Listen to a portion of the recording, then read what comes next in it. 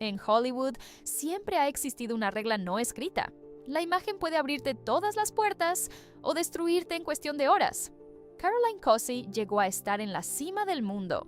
Desfiló para las revistas más importantes, apareció en una película de James Bond y parecía destinada a convertirse en una de las nuevas estrellas del modelaje internacional. Pero una sola portada de un tabloide cambió su vida para siempre. La pregunta es, ¿cómo pasó de ser una chica Bond a convertirse en el centro de uno de los casos más importantes sobre los derechos de las personas trans en Europa? Cuando Caroline Cossey nació en Brooke, un pequeño pueblo del condado de Norfolk, Inglaterra, en agosto de 1954, recibió el nombre de Barry Kenneth Cossey.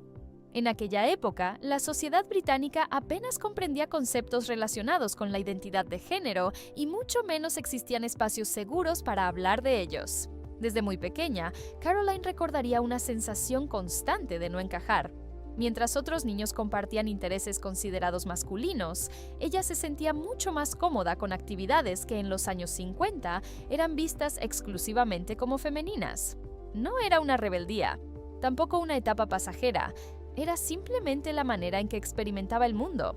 Aquellas diferencias no tardaron en convertirse en motivo de burlas. La escuela fue especialmente difícil.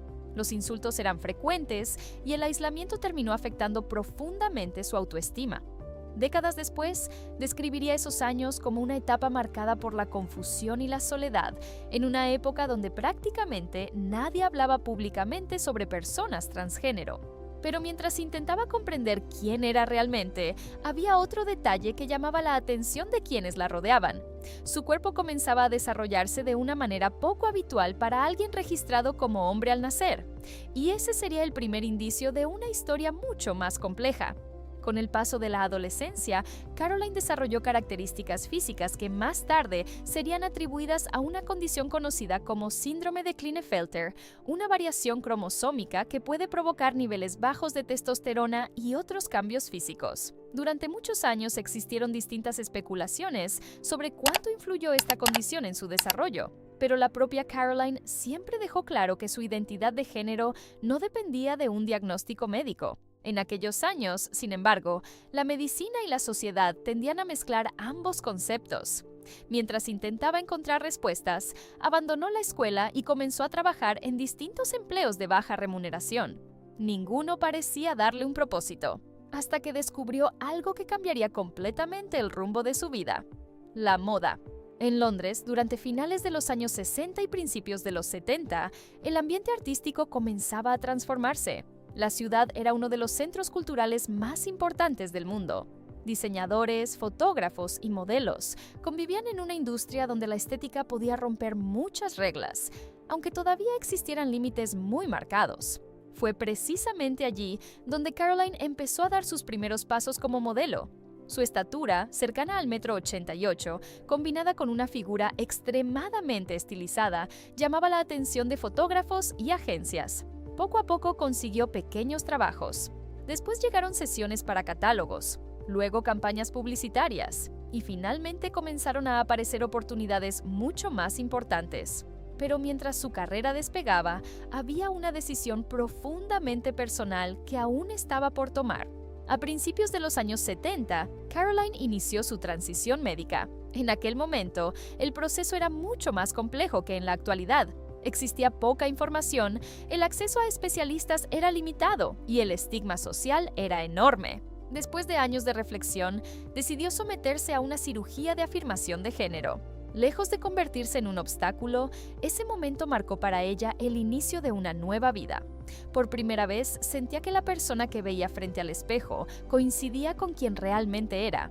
Con una renovada confianza, volvió al mundo del modelaje, y ocurrió algo que parecía impensable. Su carrera explotó. Durante la segunda mitad de los años 70, Caroline comenzó a trabajar para algunas de las agencias más prestigiosas de Europa. Su imagen aparecía cada vez con mayor frecuencia en revistas de moda, campañas internacionales y pasarelas. Era elegante, fotogénica y transmitía una sofisticación muy buscada por la industria. No pasó mucho tiempo antes de que revistas como Vogue, Harper's Bazaar y otras publicaciones internacionales empezaran a contar con ella para distintas producciones.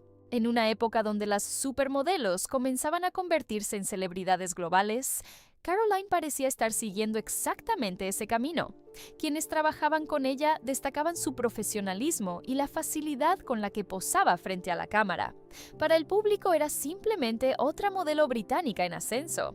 Muy pocas personas conocían su historia personal, y Caroline prefería que siguiera siendo así. Había construido una carrera basada en su talento. No quería convertirse en un símbolo político. Solo quería trabajar, sin imaginar que el cine estaba a punto de abrirle una puerta completamente inesperada. En 1981 comenzó la producción de For Your Eyes Only, la 12ª película oficial de James Bond, protagonizada por Roger Moore. La franquicia atravesaba uno de sus mejores momentos comerciales. Aparecer en una película de Bond significaba entrar automáticamente en uno de los universos cinematográficos más reconocibles del planeta. Decenas de modelos y actrices aspiraban a convertirse en las famosas Bond Girls. Caroline obtuvo un pequeño papel como una de las mujeres que aparecen en la secuencia de la piscina, compartiendo escena con Roger Moore. Puede parecer una participación menor, pero dentro de la industria era una credencial enorme. Ser parte del universo Bond elevaba el perfil de cualquier modelo, abría puertas, generaba prestigio y aumentaba enormemente la visibilidad internacional. Para Caroline, era otro paso ascendente dentro de una carrera que parecía no tener techo. A la par, seguía apareciendo en revistas de prestigio y acumulando contratos publicitarios. Todo indicaba que los años 80 serían la década en la que terminaría consolidándose como una de las modelos británicas más exitosas.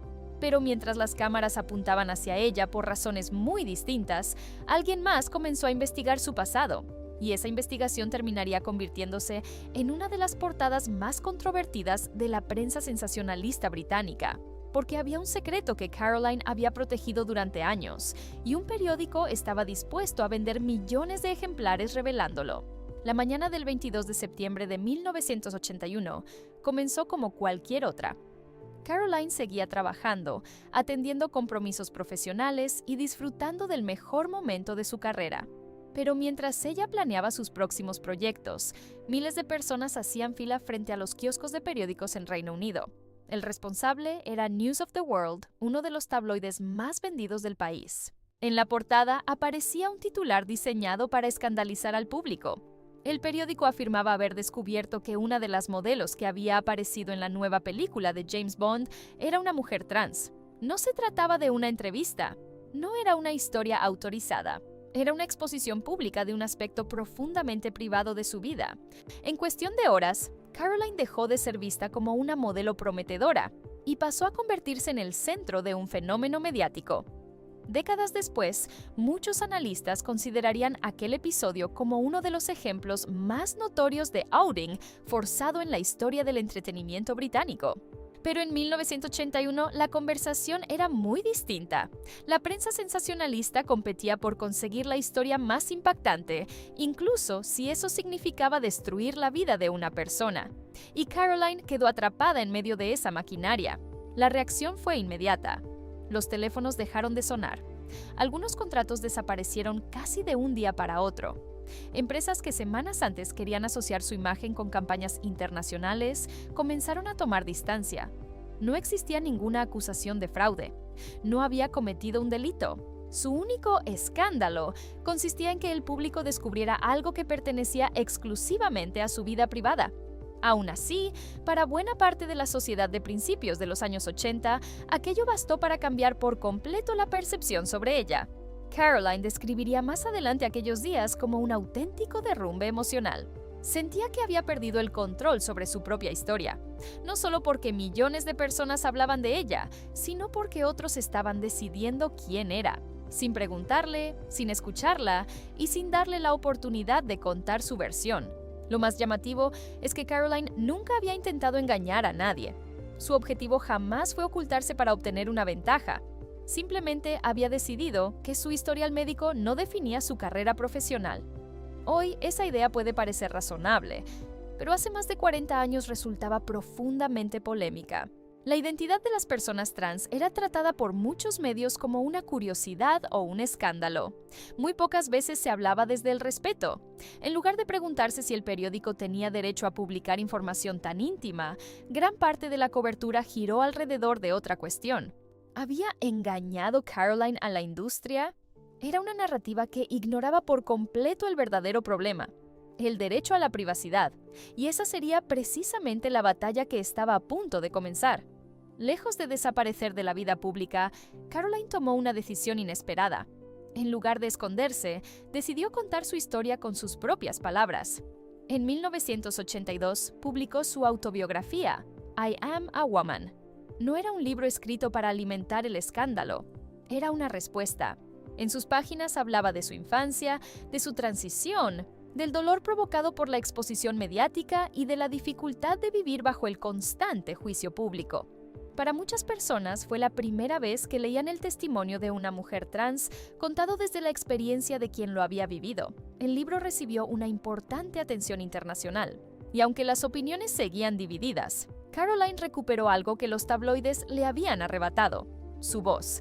Pero aún quedaba una batalla mucho más grande, una que ya no se libraría en revistas ni programas de televisión, sino en los tribunales. En aquella época, el reconocimiento legal de las personas trans en Reino Unido era extremadamente limitado. Aunque Caroline vivía como mujer y había realizado su transición años antes, la legislación británica seguía considerando que, a efectos legales, su sexo era el asignado al nacer. Eso afectaba múltiples aspectos de su vida, desde documentos oficiales hasta cuestiones relacionadas con el matrimonio.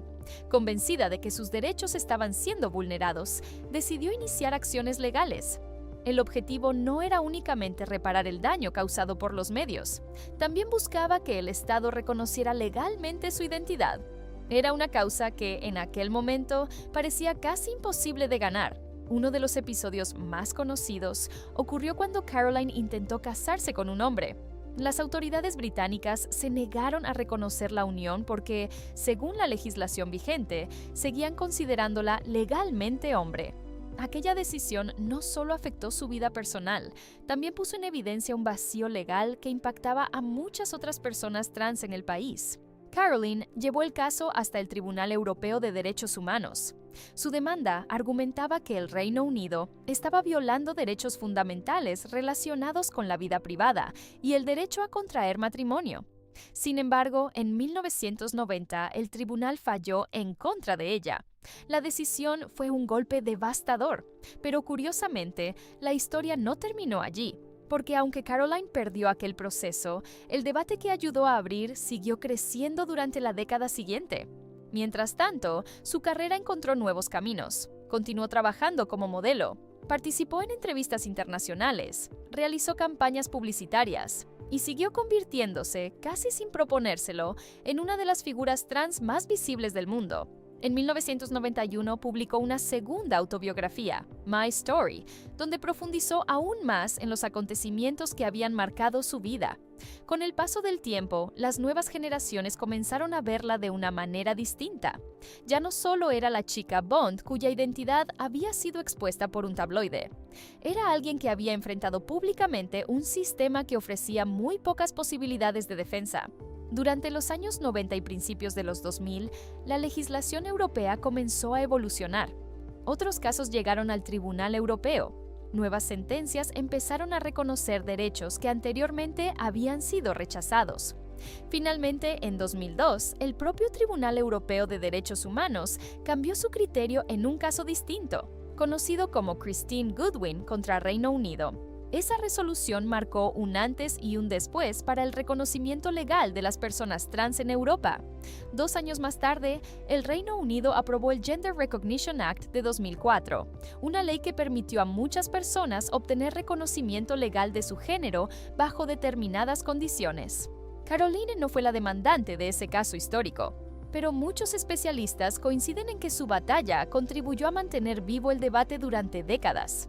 Las derrotas legales que sufrió ayudaron a señalar las deficiencias del sistema. Y en ocasiones, la historia también avanza gracias a quienes pierden primero. Resulta inevitable preguntarse qué habría ocurrido si News of the World nunca hubiera publicado aquella portada. Quizá Caroline habría continuado una carrera convencional como modelo internacional. Quizá habría aparecido en más películas. Tal vez su nombre sería recordado únicamente por haber trabajado en el universo de James Bond. Pero el destino tomó otro camino. Su historia terminó siendo mucho más grande que una aparición en una franquicia cinematográfica. Se convirtió en un caso que obligó a discutir los límites entre el interés público y la invasión de la privacidad, entre el sensacionalismo y la dignidad, entre aquello que una persona decide compartir y aquello que otros creen tener derecho a revelar. Hoy Caroline Cossey sigue siendo una figura relevante dentro de la historia del modelaje, del cine y de los derechos civiles, no porque fuera la primera mujer trans de la historia, ni porque apareciera unos segundos en una película de James Bond, sino porque su vida refleja una época en la que la identidad de una persona podía convertirse en un espectáculo sin su consentimiento. Su historia recuerda que detrás de cada titular existe un ser humano y que el verdadero legado de alguien no siempre se mide por los papeles que interpretó o las portadas que protagonizó. A veces, el mayor impacto surge de negarse a desaparecer cuando el mundo entero esperaba exactamente eso. Porque al final, Caroline Cossey nunca pasó a la historia solo por ser una chica Bond. Pasó a la historia porque convirtió una tragedia profundamente personal en una conversación que décadas después sigue siendo relevante.